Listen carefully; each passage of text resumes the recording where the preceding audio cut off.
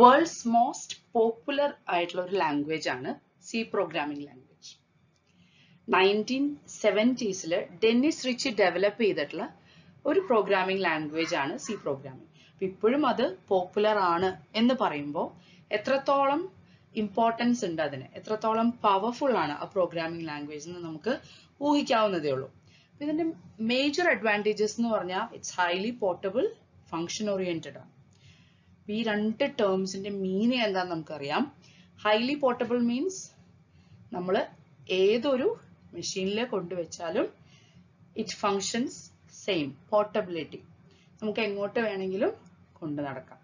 അതായത് ഒരു സിസ്റ്റത്തിൽ മാത്രം ഇംപ്ലിമെന്റ് ചെയ്യാൻ പറ്റുന്നതല്ല പ്രോഗ്രാമിംഗ് ലാംഗ്വേജ്. ഫങ്ഷൻ ഓറിയന്റഡ് ആണ്.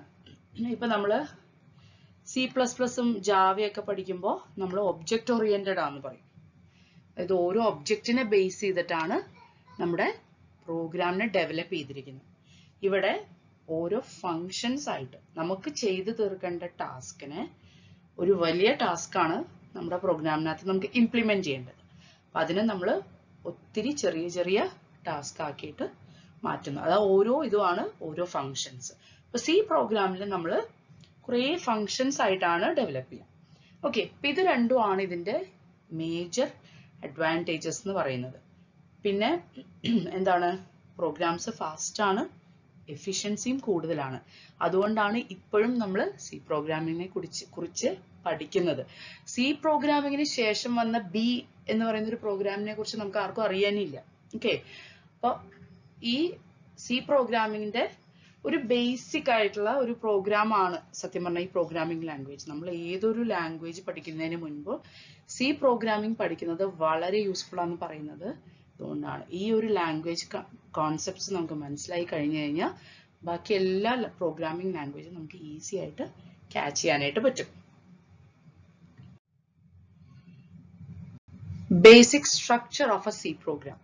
ഒരു പ്രോഗ്രാം നമ്മൾ റൈറ്റ് ചെയ്യുമ്പോൾ അല്ലെങ്കിൽ അതിന്റെ മേക്കിങ്ങിൽ വരുന്ന കുറച്ച് ഇമ്പോർട്ടൻ്റ് ആയിട്ടുള്ള കുറച്ച് കാര്യങ്ങളുണ്ട്. ഒന്ന്, അതിന്റെ സ്ട്രക്ചർ. നമ്മളിപ്പോൾ ഒരു വീട് പണിയാണ്. വീട് പണിയുമ്പോൾ ബേസിക് ആയിട്ട് എന്താ, തറ കെട്ടണം, വാൾസ് ഉണ്ടായിരിക്കും, ഡോർ ഉണ്ടായിരിക്കും, വിൻഡോസ് ഉണ്ടായിരിക്കും, റൂഫ് ഉണ്ടായിരിക്കും. ഇത്രയും കാര്യങ്ങൾ ബേസിക് ആണ്. ബാക്കി ഫ്ലോറിംഗ്, പെയിന്റിങ്, ഫർണിഷിങ്, അതുപോലെ കിച്ചണിലെ ആക്സസറീസ്, പ്രൊവിഷൻസ്, അതൊക്കെ അഡീഷണൽ ആയിട്ട് വരുന്നു. പക്ഷെ അതുപോലെ ഒരു സി പ്രോഗ്രാം ആവണമെങ്കിൽ അതിന്റെ ബേസിക് സ്ട്രക്ചറിൽ ഇത്രയും കാര്യങ്ങൾ വേണം. ഒന്ന്, ഡോക്യുമെന്റേഷൻ സെക്ഷൻ. ഡോക്യുമെന്റേഷൻ സെക്ഷൻ എന്ന് പറഞ്ഞു കഴിഞ്ഞാൽ, നമ്മൾ ഡോക്യുമെന്റേഷൻ എന്ന് പറഞ്ഞാൽ എന്താ, നമ്മൾ ചെയ്യുന്ന കാര്യങ്ങളൊക്കെ അതിനകത്ത് നമ്മൾ എഴുതി വെക്കുക. ഓക്കെ, അപ്പൊ അതുപോലെ നമ്മൾ പ്രോഗ്രാം എഴുതുമ്പോൾ ഞാൻ ചെയ്ത ഒരു പ്രോഗ്രാം അല്ലെങ്കിൽ ഞാൻ എഴുതിയിട്ടുള്ള കോഡ് ചെയ്തിട്ടുള്ളത് മറ്റൊരാൾക്ക് ഈസി ആയിട്ട് മനസ്സിലാക്കാൻ വേണ്ടിയിട്ട് നമ്മൾ യൂസ് ചെയ്യുന്ന ഒരു കാര്യമാണ് ഡോക്യുമെന്റേഷൻ. ഇതിനകത്ത് നമ്മൾ ബേസിക് ആയിട്ട് കമന്റ്സ് ആണ് എഴുതുക കേട്ടോ. ഇനി ലിങ്ക് സെക്ഷൻ. ലിങ്ക് സെക്ഷൻ എന്ന് പറഞ്ഞു കഴിഞ്ഞാൽ നമ്മുടെ പ്രോഗ്രാമിന് യൂസ്ഫുൾ ആയിട്ടുള്ള ഫങ്ഷൻസിനെ നമ്മൾ ലിങ്ക് ചെയ്യുന്നത് ഈ ഒരു സെക്ഷനിലാണ്. ഇതിനെ കുറിച്ചൊക്കെ ഡീറ്റെയിൽ ആയിട്ട് നമ്മൾ പഠിക്കുന്നുണ്ട് കേട്ടോ. ഡെഫിനിഷൻ എന്ന് പറഞ്ഞാൽ നമ്മൾ സിയിൽ നമ്മൾ പഠിക്കുന്നുണ്ട്. ഇന്റ് എ, ബി, ഓരോ വേരിയബിളിനെ നമ്മൾ ഡിഫൈൻ ചെയ്ത് കൊടുക്കണം. അതുപോലെ ഓരോ കോൺസ്റ്റന്റും നമ്മൾ കോൺസ്റ്റന്റ് ആയിട്ട് യൂസ് ചെയ്യുന്നുണ്ടെങ്കിൽ അതിനെ നമ്മൾ ഡിഫൈൻ ചെയ്ത് കൊടുക്കണം. പിന്നെ നമുക്കൊരു മെയിൻ സെക്ഷൻ ഉണ്ട്. അതാണ് നമ്മുടെ മെയിൻ. എന്താണ് ആ ബ്രാക്കറ്റ്, ഡബിൾ ബ്രേസ് നിങ്ങൾക്ക് കാണാം, അത് പാരാന്തസിസ് എന്ന് പറയുന്നത്. അതാണ് നമ്മുടെ ഫംഗ്ഷൻ, മെയിൻ ഫംഗ്ഷൻ. ഒരു സി പ്രോഗ്രാമിൽ അറ്റ്ലീസ്റ്റ് ഒരു ഫംഗ്ഷനെങ്കിലും മിനിമം വേണം. അതാണ് നമ്മുടെ മെയിൻ ഫംഗ്ഷൻ. മെയിൻ ഫംഗ്ഷനകത്ത് ഡിക്ലറേഷൻ പാർട്ട് ഉണ്ടാവും. നമ്മൾ യൂസ് ചെയ്യുന്ന എല്ലാ വേരിയബിൾസിനെയും നമ്മൾ ഡിക്ലെയർ ചെയ്യും. എന്തൊക്കെയാണോ നമുക്ക് പ്രോഗ്രാമിൽ വേണ്ടത്, എന്ത് ടാസ്ക് ആണോ നമുക്ക് അക്കംപ്ലിഷ് ചെയ്യേണ്ടത്, ആ ടാസ്കും നമ്മൾ ഇൻക്ലൂഡ് ചെയ്യും. ഇത് രണ്ടും ഡബിൾ ബ്രേസിനകത്താണ് നമ്മൾ ഇൻക്ലൂഡ് ചെയ്യുക. അതിന്റെ എക്സാമ്പിൾ ഒക്കെ ഞാൻ കാണിച്ചു തരാം. ഓക്കെ, ഇനി സബ് പ്രോഗ്രാം സെക്ഷൻ വരുന്നുണ്ട്.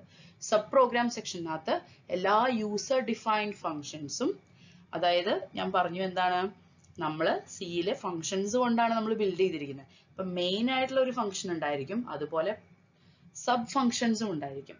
അപ്പൊ അതിനെ നമ്മൾ മെയിൻ ഫങ്ഷൻ ആയിട്ട് ലിങ്ക് ചെയ്യുന്നു. ഇനി ഇത് basic structure of a C program ആണ്. സി പ്രോഗ്രാമിലേക്ക് കോഡ് ചെയ്യുന്നതിന് മുൻപ് നമ്മൾ നോക്കേണ്ട രണ്ട് ഇമ്പോർട്ടൻ്റ് ആയിട്ടുള്ള കാര്യങ്ങളുണ്ട്. ഒന്ന് ഫ്ലോ ചാർട്ടും അൽഗോരിതം. ഇന്ന് നമുക്ക് ഫ്ലോ ചാർട്ട് എന്താണെന്ന് നോക്കാം. So flow chart is A graphical representation of N algorithm. അപ്പൊ എന്താണ് അൽഗോരിതം എന്ന് നമ്മൾ പറയണം അല്ലേ?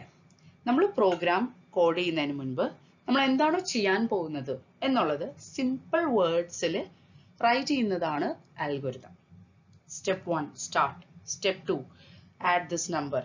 അങ്ങനെ നമ്മൾ എന്തൊക്കെയാണോ ചെയ്യാൻ പോകുന്നത് അതിനെ ഏതൊരാൾക്കും മനസ്സിലാവുന്ന രീതിയിൽ റൈറ്റ് ചെയ്തെടുക്കുന്നതാണ് അൽഗോരിതം. ഇതേ അൽഗോരിതത്തിനെ തന്നെ നമ്മൾ ഗ്രാഫിക്കലി റെപ്രസെന്റ് ചെയ്യുക. ഗ്രാഫിക്കൽ റെപ്രസെന്റേഷൻ എന്ന് പറഞ്ഞാൽ എന്താണ്? ഗ്രാഫിക്സ് വളരെ കോംപ്ലിക്കേറ്റഡ് ആയിട്ടുള്ള ഒരു വേർഡ് ഒന്നുമില്ല. ഗ്രാഫിക്കൽ റെപ്രസെന്റേഷൻ എന്ന് പറഞ്ഞു കഴിഞ്ഞാൽ നമ്മൾ വരച്ച് കാണിച്ചു കൊടുക്കുന്നു.